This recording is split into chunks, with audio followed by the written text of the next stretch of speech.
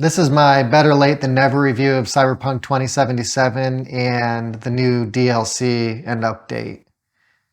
I'm one of those weirdos who really enjoyed the initial release of the game. I thought the beginning sequences, meeting your best friend Jackie, planning a heist, almost pulling off the heist, only at the very end to have it all go to shit, and then ultimately your best friend in Jackie losing his life. All of that was just some really excellent storytelling, and I was extremely happy with it. I don't think it was until about 25% of the way through the game that I started noticing some of the flaws, especially with the skill tree. I remember when I first started playing the game, I thought, oh, some of these skills look pretty interesting. And then eventually you realize that there's no purpose for these skills and they are really just there from a leftover build, I'm assuming, of the game, but it's hard to say. I remember one in particular where you could do extra damage while attacking somebody from in the water. And during that entire first playthrough, I don't remember ever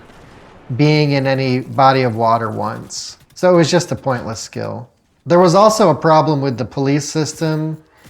You basically are running around the city wreaking havoc everywhere you go, and there wasn't one point in that entire playthrough where I felt like the police were any sort of risk. I think maybe some cops manifested behind me a couple of times during the playthrough, but you could literally just walk away from them and that would be that. It really pulled you out of the immersion. And it was one of those things that was kind of difficult to not notice once you realized what was going on. But luckily, I found the story so compelling and I found all of the characters so interesting that I didn't really let that get in the way of my enjoyment of the game. And I finished it and overall thought it was excellent.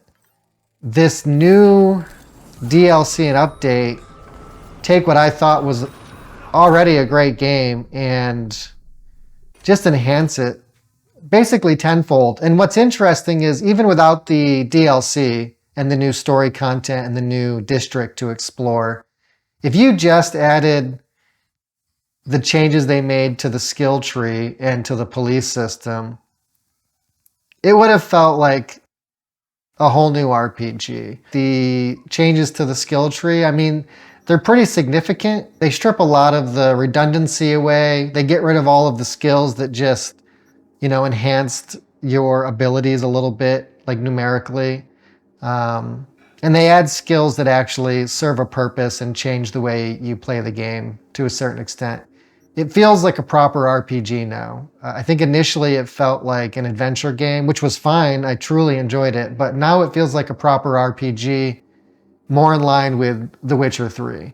There are definitely things about this new version of the game that I like more than some of the systems found in The Witcher 3. Mainly just the skill tree. It serves real purpose now, and I never feel like I'm wasting a skill point. I always feel like when I'm leveling up, if I put a skill point somewhere, it's useful and will help with my build in some way. In The Witcher 3, after you get your build set, once you're further into the game, you're just spending points on skills that you're not even using. They're not even a part of your active skills. And so it just feels wasted. And it was a little bit disappointing. So I definitely think that this version of Cyberpunk outshines The Witcher 3 in that regard. Story-wise, I still think I put The Witcher 3 above Cyberpunk, but only just barely. I think Cyberpunk's story is phenomenal. And even during this second playthrough, I'm having a really good time. The new police system is definitely a huge step up from the first version of the game. The police will actually come out in force. They'll chase you down. They'll look for you for an extended period of time. It doesn't feel like they're just there to occupy space. The police feel like they actually pose a real threat to your character now. It's weird because you don't actually interact with it all that much, at least organically. If you do something that triggers them, they'll show up, and if you start fighting back, things can get way out of hand.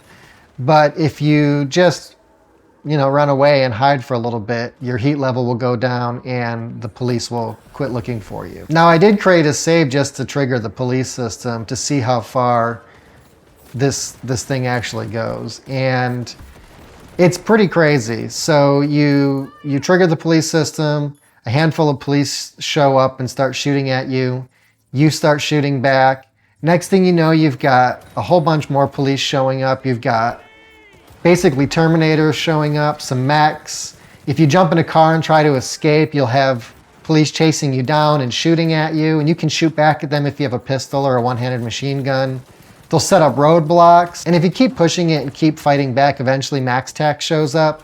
And these guys will use net running skills, quick hack skills to take your character down. It can be pretty exhilarating, but I don't imagine, unless I set it off on purpose, that I'm ever gonna actually have to deal with any of that stuff. But it is cool just knowing that it's there, just knowing that if I wanna go out and cause some chaos, I can. It definitely makes the game feel more immersive.